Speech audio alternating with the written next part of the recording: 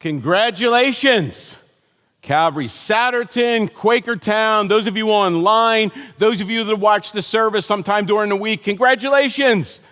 You made it. 13 weeks of Revelation. This morning we complete our series. I hope we don't complete, or you don't complete your reading and thinking about Revelation, but we're going to finish that series this morning, and we're going to look at the last couple of chapters of Revelation where we see God restoring all that was broken. And in case you're wondering how that fits, we've created something a few years ago called The Story. And what we did is try to take the Bible and put it into 6 acts so that we can keep an idea of where we are in the story and where we're reading in the story. Well, this morning we come to the last of the 6 acts. The acts go like this. God creates, God is rejected, God promises, God appears, that's Christmas, God sends, that's the act we're in now, and then God restores, that's the last act, and that's what we're going to talk about this morning. Well, in order to get started, for the last time, let me remind you of our goals, and I'll do it quickly. Part of the reason that we're working through Revelation, not in detail, but why we're flying over it at 30,000 feet, is we want to remove a little bit of the mystery and a little bit of the fear from the book. Lots of people are either obsessed with the book and they never read anything else or think about anything else, or they're afraid of the book and they never read Revelation. And so we wanted to remove a little bit of that by emphasizing the main themes. You've probably discovered over the past number of weeks, there are lots of debates and lots of arguments and lots of disagreements among people that read Revelation, but everybody agrees on the main themes. We've been trying to emphasize those, diving a little bit into some of the disagreements, but emphasizing the main themes. Not so we can fill our minds with the themes, but so we can live the themes. The Bible's a book on discipleship. Revelation's a book about discipleship, written to Christians living in a culture that's contrary to what the gospel calls us to. Just like us, we live in a culture that has different values, different priorities, the current's heading in a different direction. How do you live in a countercultural way as you follow Jesus? That's what Revelation's about. And so we want to live the themes, not just know the themes. And a fancy way of saying the last thing is, our last goal was to increase our hermeneutical humility. And what that means is not becoming so attached to your interpretation of the details that you then look down your nose or you begin to critique brothers and sisters who may hold a different opinion. So those are our basic goals. And this morning we're going to look at God restores. And as we do that, let me remind you of where we are in the book. We've got a basic outline, and by now you should have memorized a whole lot of this. Here's how the outline basically goes. Chapter 1 gives us the author, small a, John, and the author, capital A, Jesus. Jesus is going to dictate to John 7 letters to the churches, and those 7 letters went to each of the churches. The letters were not just intended one here and one there. The book was written to the churches. Then in chapters 2 and 3, we have the letters. Chapters 4 and 5 kind of provide the center of the book and the centering vision of the book. And here's what I mean by that. You need to keep coming back to chapters 4 and 5 if you're going to understand everything that flows from it. 4 and 5, we get an image, a vision of the throne room. Jesus, the Lamb, comes and takes the scroll from the hand of the one on the throne and then begins to unroll the scroll, unroll God's victory, unroll God's plan, which occurs through the rest of the book. In 6 through 19, that's that victory, that judgment being unrolled. In chapter 20, we have the millennium. We'll briefly look at that this morning. And then in 21 and 22, we have the new heavens and the new earth. We're going to do that too. So this morning we're doing millennium, new heavens, and new earth. We don't need our whole 30 minutes, right? Doing less than that. Well, some of you are wondering, are you going to mention the approaches again? Well, I am going to mention the approaches again. And here's what I'm going to say. We looked at 4 approaches, and I'm not sure if you realize this or not. There are people in this auditorium that hold to each of those 4 approaches. Not one person can't hold all 4, but there are people in our community, in our family, that hold to each of the approaches. And so we're not looking at one's right and wrong. They're different. And one of the things I've been trying to show you is there is biblical reason, biblical data that supports each of the approaches. There are also some weaknesses and problems with each of the approaches. The preterist, they said preterist just means past. They believe everything predicted in 6 through 19 is past. So most of all of that judgment, all that stuff ended with when Jerusalem was destroyed in 70, or some preterists would say when the Roman Empire fell. So that's all in the past. Then there are historicists who say all of the stuff in 6 through 19 occurs historically between the first and second coming of Jesus. So the churches then are different ages that people are going through. Futurists say, no, this stuff hasn't happened yet. Chapter 6 through 19, still in the future. We're waiting for all of this. All that stuff happens in the tribulation and then the millennium. It's future. Idealists or symbolic folks, they say, no, they're really not talking about a time, past, present, or future. This is what has happened through the ages. This is what happens when evil and good fight, when God and all of the forces of evil combat. They're recurring themes. They recapitulate over and over again. It seems like evil's defeated, but then it rises again. Those are the four views. For those of you that think more in pictures, I created a little graph you saw a number of weeks ago, and since I did the graph, I figured I might as well show you one more time. I didn't want to prepare it just for 1 week. So here's how the approaches look on my graph. If you don't like it, sorry, hang with me for 1 minute. The graph past and future, right? Present would be in the middle. Literal kind of at the bottom, symbolic at the top. So we've created 4 quadrants, time on the x-axis, symbolic, literal on the y-axis. How do the views fit? Here's how they fit. Click, there we go. Notice, here's an interesting thing. Preterist and futurist actually want to interpret the Bible the same way. They're going to emphasize the details. And they're going to line up the details with people, places, and facts in a particular location. The difference is not in how they're viewing the information. The difference is when they think the information is actually going to take place. Preterists do all of that detail work, correlation, but it's in the past. Futurists do the same detail work. They're connecting this and this, correlating that and that, but it's all in the future. But they both read very literally. Historicists read it slightly more symbolically. And what they do is they're saying, no, between the first and second coming, this stuff's going to happen. We can't take the numbers and dates and the time to mean exactly what it means. This is apocalyptic literature. There's lots of symbolism here, but it's still more on the literal end. Symbolic folks or idealists, they're saying, no, apocalyptic literature is full of symbols. They read Revelation much more like political cartoons, right? Where donkeys and elephants are shaking hands. That does not mean you go to the zoo and you see elephants and donkeys hanging out. That means no, Democrats and Republicans living in harmony. We know that's not America, but living in harmony, right? And so idealists are going to say, and they're going to say, these things really didn't happen only between the first and second coming. We can read before Christ came and we see the same themes lived out. We had Babel, we have Babylon, and Babylon's showing up again in Revelation. So the symbolic folks, the idealists, are going to say it's throughout time. And a bunch of people have been saying, well, Charles, what do you think? And so here's what I say. You can take this one totally as a waste of time. I would say there are strengths in every one of those 4 positions. And there are some weaknesses in each of the positions. So what I say is, yes, when we come to the scripture, when we come to Revelation, we need to start our reading as preterist.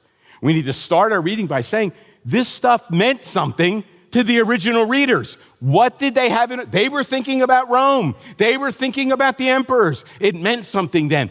But it seems to say more than that.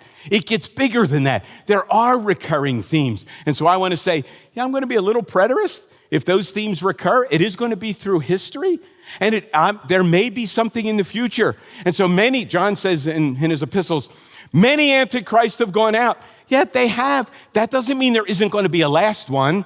So maybe there will be a last one. And but we're not going to know the last one until the last one's over. And so therefore, we can't predict. The goal of Revelation is not to draw a little map and then begin to speculate on how this fits with that. No. Our goal is to live as disciples, trusting God with the future, recognizing that we don't know even the things we don't know or we think we know, we really don't know. So that's what the views mean. Well, let's jump into the millennium then, in chapter 20. So we have a couple of verses on the millennium, beginning of chapter 20. We're not going to dive into the details, but if you think we've had disagreements so far, you ain't seen nothing yet. Revelation chapter 20, believe it or not, is the most debated and most disagreed upon chapter in Revelation. Now, the approaches don't necessarily line up with the interpretation in Revelation 20, but there's kind of often connections. So here's how Revelation 20 begins. And I saw an angel coming down out of heaven, having the key to the abyss and holding in his hand a great chain. He seized the dragon, Satan, that ancient serpent, all the way back to Genesis, right? That ancient serpent who is the devil or Satan, and bound him for 1,000 years. That's Revelation 20. And notice that 1,000 years, that is actually what millennium means. Milla means 1,000, annus, year, millennium, 1,000 years, right? And so this is the only place in the Bible that millennium is mentioned. And so remember what we say, we're going to sink our roots into things that are clearly and regularly taught. Whatever your view is of the millennium, it's not regularly taught. It says something here, and we got to understand what it's saying, but there are different views to take it. All right, so here we go. I'm going to walk through the different views. If you like this stuff, that's good. If not, you can check out for a couple of minutes. The four main views. Now, again, these don't line up with the approaches, right? Everybody agrees on what Revelation says. Revelation says Satan is bound, bound for 1,000 years. At the end of 1,000 years, he's released. At the end of his release, he deceives the nations until eventually he's done away with, thrown into the lake of fire. Everybody agrees with that storyline. What it means is disagreed on. What it says, everybody agrees with, at least if you believe the Bible. But what it means is very different. So here's historic premillennialism. Now, the reason it's called historic is because this is the oldest premillennial view. Now, you'll notice in historic premillennialism, there's a church age, which we would be living in now. At some point in time, right, they would say, the tribulation will begin. And that isn't going to be clearly defined real well. At the end of the tribulation, Christ returns. And so in this view, Christians go through the tribulation. You say, well, I don't like that view. Well, I don't prefer that view either, but there are lots of people. This is the historic premillennial view, right? At the end of the tribulation, Christ returns. Then, Revelation 20, he sets up his earthly kingdom, the millennium. At the end of the millennium, Satan's ultimate defeat and eternity begins. That's historic premillennialism. That is an old view that goes all the way back to the church fathers. Not all the church fathers, it goes all the way back in history. The view that you're probably more familiar with is the dispensational premillennial view. This view is basically new. Not new like last week. New like in the 1860s. Up until the middle of the 19th century, nobody really held this view. So in the 1860s, this view comes up. Now you notice it's very similar to historic premillennialism with one big difference. And that big difference is before the tribulation, Jesus takes his church away. He raptures them. So before the tribulation, there is the rapture. At the end of the tribulation, he returns. That's just like historic premillennialism. The big difference is historic premillennialism would say there's no rapture before the tribulation, we go through it. And in dispensationalism, they would say, nope, you have a rapture, then Christ's return. Now, there's a number of entailments that flow from this, and we could spend weeks and weeks on each one of these. I'm watching my time. But here's what you have to know. One of the big entailments is this. In historic premillennialism, the church replaces Israel. In dispensational premillennialism, the church and Israel are always separate. And so during the millennium, Jesus is ruling with Jews. During a historic premillennialism, the church has replaced Israel. All right? So that's one of the entailments. All right, here's another one. Postmillennialism. Now remember, millennial just means 1,000 years. Postmillennialism says, no. Christ returns after the millennium. Now you'll notice if historic premillennialism is pessimistic, things are going to get worse and worse. Postmillennialism is optimistic. You'll notice in the tribulation millennium part, the tribulation is shrinking away and getting smaller. And the millennium is getting bigger and bigger. Postmillennialists believe Satan was bound at the cross. Now, he still has some power, right? But he's been bound. Therefore, the gospel is advancing. Things are getting better and better until eventually Jesus will return at the end post-millennium. Got it? One more. Amillennialism, right? Now, means no, but that really is a misnomer. Amillennialists do believe in a millennium, but they would believe it's happening now, right? It is occurring. You notice there's a separation. So it is the millennium now because Jesus is ruling with his people in heaven. On earth, there is tribulation. As Christians die, they go to heaven and enter that rule until Christ returns, where there's that resurrection where bodies are joined with souls again, and then you have eternity. 4 different views. The main point of all of that is not to say you have to pick and choose. The main point of all the views, they all agree on this. Jesus is sovereign. You know what? He didn't tell us in great detail how this is all going to work out. He could have done that if he wanted. We do know he kept things vague, not so we'll fight, but so we'll hope and we'll trust. And we'll realize that he knows a whole lot better than we know. He knows the details and we don't. Let's love one another in the process as we trust him, follow him, without knowing the details of the end. Let's put our faith and trust in him as we move to that ultimate destination. And that brings us to the last 2 chapters. I was thinking earlier this week, it's not coincidental. The first 2 chapters of the Bible, Genesis 1 and Genesis 2, were before sin and evil. And the last 2 chapters of the Bible, Revelation 21 and 22, are after sin and evil. So God creates, and the original intention is brought to fruition when God restores. The restoration in the new heavens and new earth. So what I'm going to do, I'm going to read a few verses, and then we're going to kind of look at the new heavens and new earth and come in for a landing. Rather than emphasize all the things we fight about, let's emphasize where we're headed and where we're going to spend a whole lot more time than we have spent here. If you know Christ, this is your future.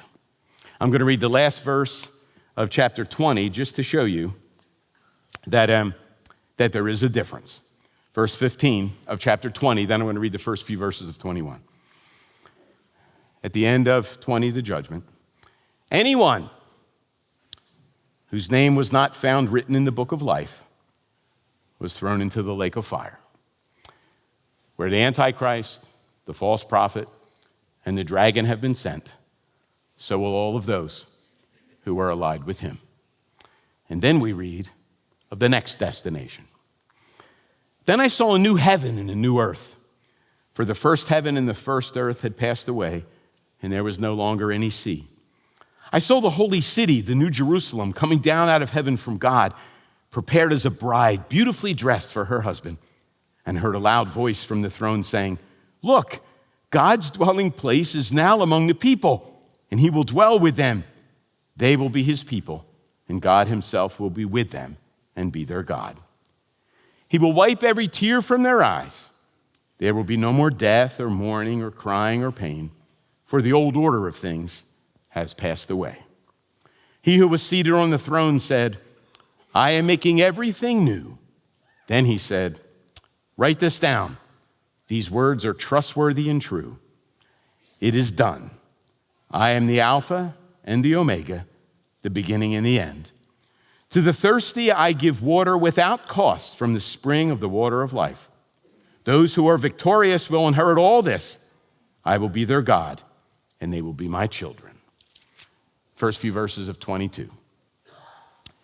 Then the angel showed me the river of the water of life, as clear as crystal, flowing from the throne of God and the Lamb down the middle of the great street of the city. On each side of the river stood the tree of life, bearing 12 crops of fruit, yielding its fruit every month.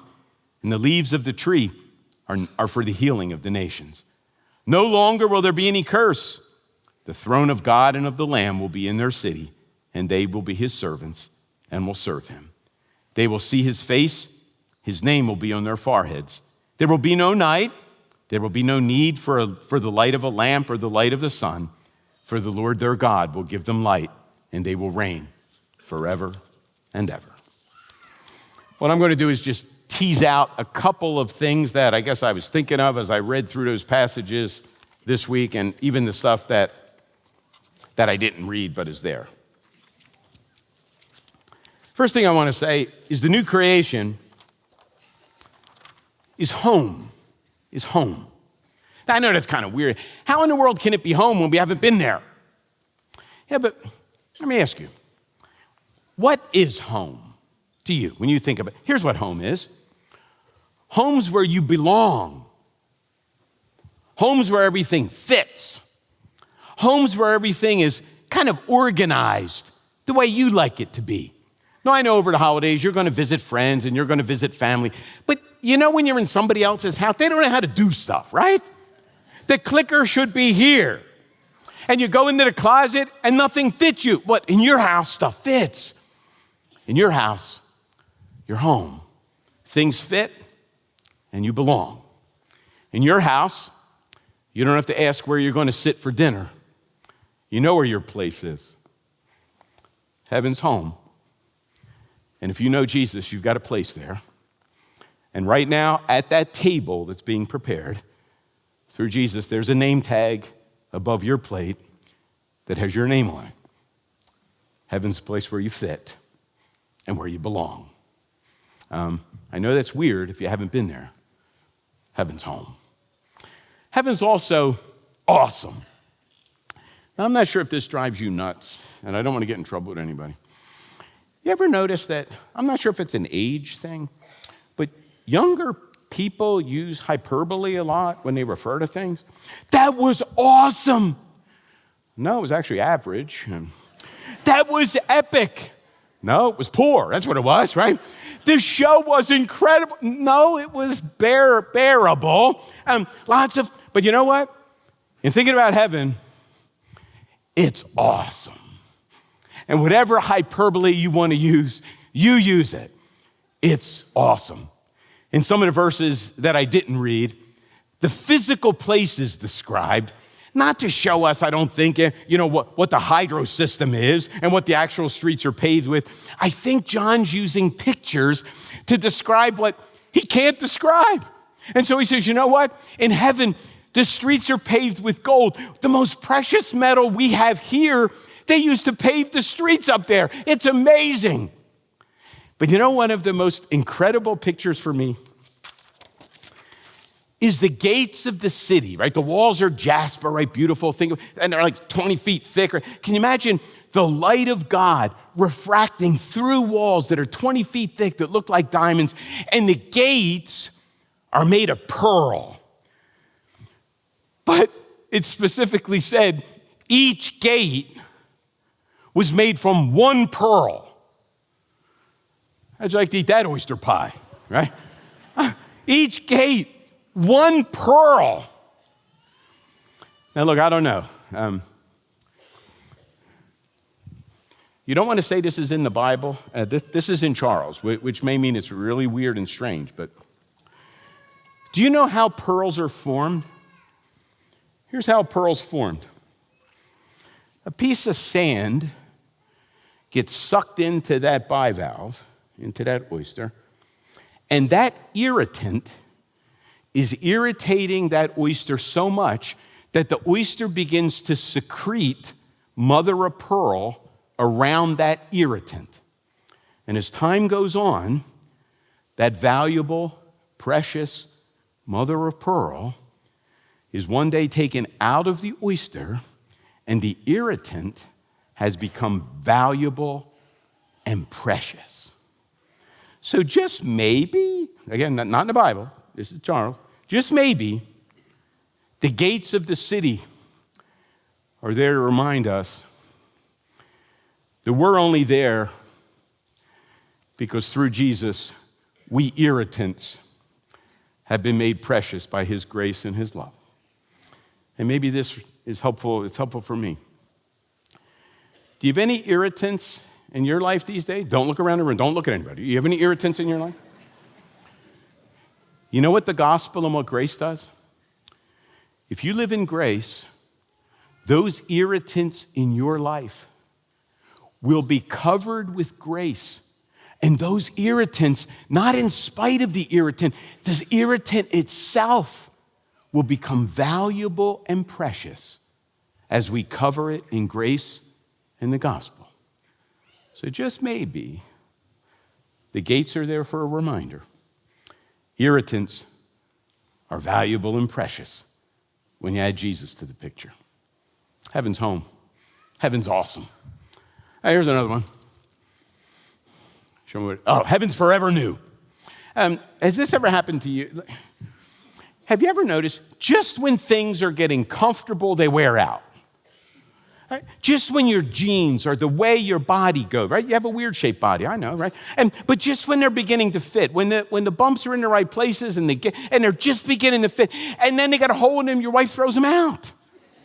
Just when your shoes are beginning to mold to your feet, they wear out. You got to take them to the shoemaker, get them redone. Just when things in your house, do things in your house ever wear out or deteriorate? Don't tell my wife. I keep trying to tell her our things never deteriorate or get old. Right?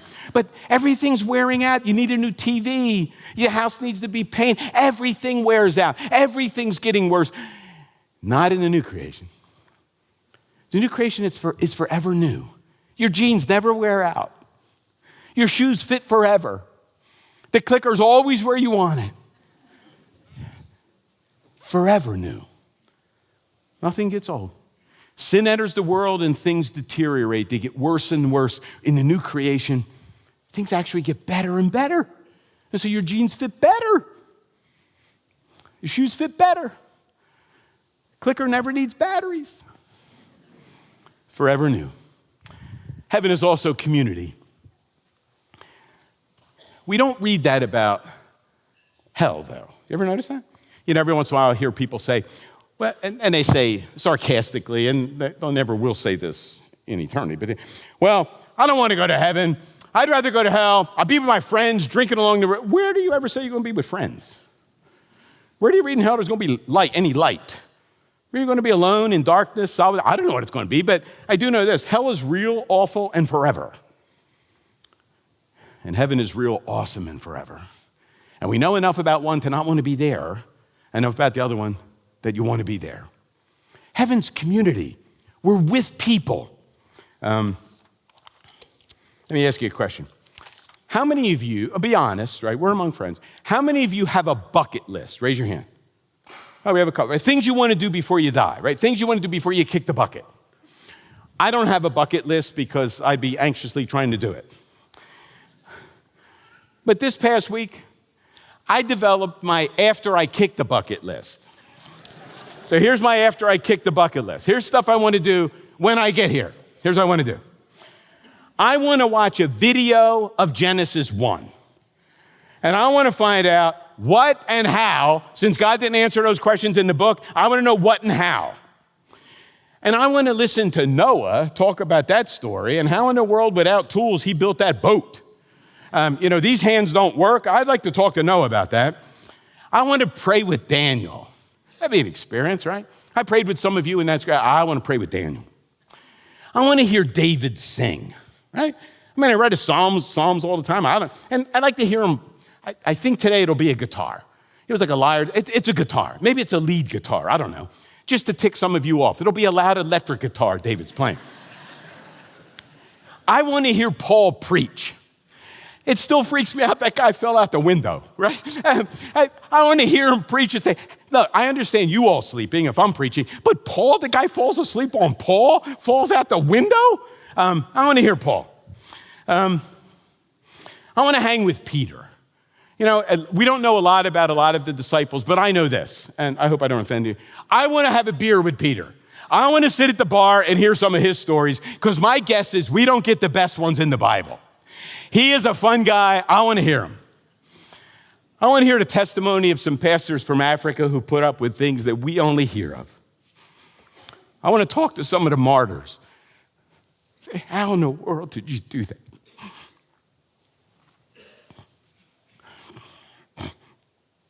I want to talk to some young people who put up with peer pressure that we know nothing of, and we look down our nose and criticize. I want to chat with marriage partners who, rather than taking the easy way and getting out, they took the hard route and stayed in. And I got a lot of catching up to do.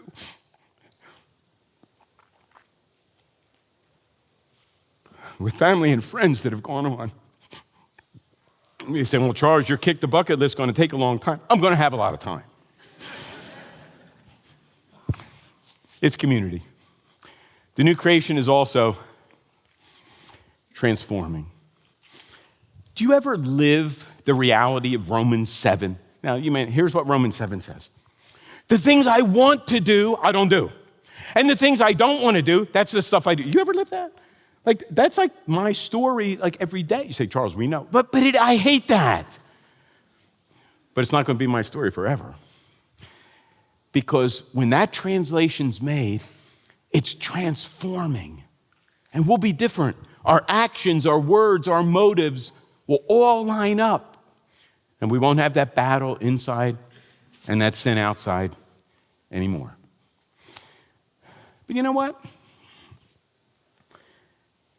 Heaven's not heaven. It was just those 5 things. That'd be really cool, right?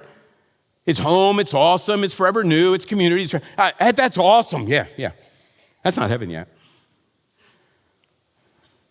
You know what makes heaven heaven? Heaven, the new creation, is Christmas. Forever. You know what Christmas is? Emmanuel. We sang that. You know what Emmanuel says? God with us. Did you notice that when I read those verses? God will be with his people forever and ever. Christmas. You know, we love Christmas this time of year, but there's always a little disappointment that comes. Not in the real Christmas. Not in the ultimate Christmas. The new creation is Christmas forever and ever. I want to end the series and this message by reading the last couple sentences from the last Narnia chronicle, The Last Battle. Lewis knew what he wrote, and this is how he ends Chronicles of Narnia. Think back over 13 weeks. Think back over this lesson and listen to Lewis. The things that had begun to happen after that were so great and beautiful, I cannot write them. And for us, this is the end of all the stories. And we can most truly say that we will live happily ever after. But for them, it's only the beginning of the real story. All their life in this world had only been the cover and the title page. And now at last, they were beginning chapter 1 of the great story, which no one on earth has ever read. And that story goes on forever and ever. Every chapter is better than the one before. And all of that, friends, is for those who know Jesus Not because we try hard, not because we've repented really well, because we've recognized that we're a mess and we need help. And we reached out in our poverty and weakness to a Savior who's taking care of all of our guilt and shame. And he says, why don't you come home? Come home forever, to a community, to a place that's awesome, to a place that's Christmas, forever and ever. That offer is good for you. It's good for everyone you know. But make no mistake, the offer is not forever. One day, the invitation ends. Let's pray. Father, thanks that you not only tell us the beginning, you also tell us the middle and you tell us the end. And Lord, our minds can't comprehend the end. And yet the things we do know are pretty amazing. So Lord, I pray that when the irritants of life and the disappointments and the brokenheartedness and all that stuff that often consumes us, when those things begin to wear us down, help us to look up. Help us to realize we're not at the end of the story yet, but the end's coming, where every chapter will be better than the one before. Thank you, Jesus. Amen.